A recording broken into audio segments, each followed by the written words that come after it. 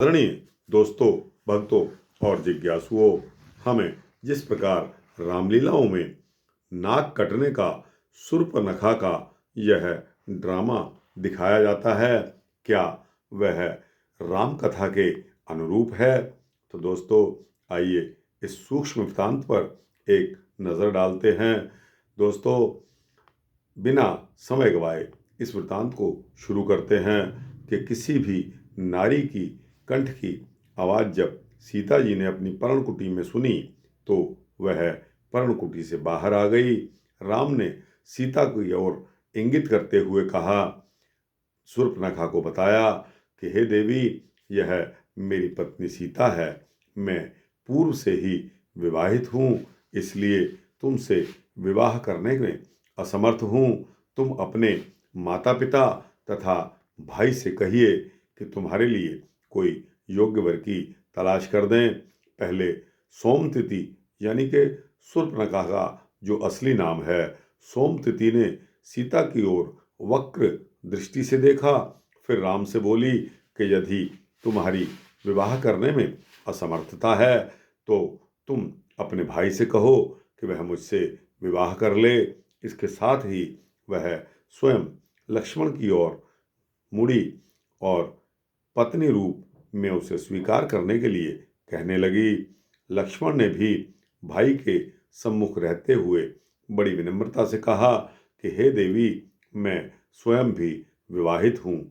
मैं भाई की सेवा करने के लिए वन में आया हूँ, जबकि मेरी पत्नी अयोध्या में रहकर मेरी प्रतीक्षा कर रही हैं। अतः हम दोनों में से किसी को भी विवाह करने का संस्कार आपके साथ संभव नहीं है।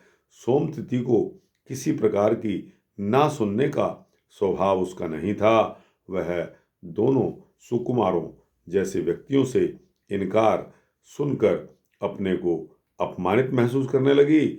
उसका चेहरा क्रोध से तमतमा गया। वह क्रोधित होकर अपने छाछ जैसे लंबे नाखूनों को दिखाते हुए बोली, हे राम और हे लक्ष्मण, तुम राजवंशी नारी के स्वभाव से शायद परिचित नहीं हो। तुम मेरे लंबे व आकार में विशाल नाखून देख लो, जिसके कारण मैं राज्य में शूर्पणखा के नाम से जानी जाती हूँ। उनसे मनुष्य क्या, बड़े बड़े हिंसक पशु जो मेरे द्वारा तरबूज की तरह फाड़ दिए जाते हैं, सबसे पहले मैं तुम्हारे साथ तुम्हारी पत्नी, तुमको और तुम्हारे भाई को यहीं फाड़ कर फेंक देती हूँ। तुम किसी भी राक्षस नारी का अपमान करने के योग्य नहीं रहोगे।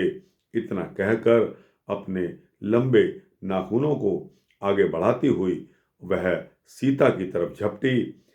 सावधान लक्ष्मण के हाथ में कटार थी। उन्होंने उसके सहारे उसे सीता से दूर रखने और परे हटाने के लिए जब दोनों के बीच डालने के उद्देश्य से आगे बढ़ाया तो दुर्भाग्यवश उसका हल्का सा नाक जो है सोमतिथि का, उससे वह कटार छुल गई और उसकी हल्की रगड़ से नाक पर खून झलक आया। सोमतिथि तलवार देखकर पीछे हट गई। अब शब्दों का वाचन करती हुई, गालियां देती हुई जिस प्रकार वह आई थी, उसी प्रकार वन में भागकर गायब हो गई। तो दोस्तों, यह सूक्ष्म वृत्तांत आपको कैसा लगा? अच्छा लगा हो तो इसको लाइक और शेयर करिए, अपने दोस्तों, भक्तों, जिज्ञासुओं को भेजिए। और इसी तरह के सूक्ष्म वृत्तांत अगर आप इच्छुक हैं तो इस चैनल को सब्सक्राइब कीजिए। आपको इसी तरह के सूक्ष्म वृत्तांत मिलते रहेंगे। जय श्री सीता रामचंद्र भगवान की जय।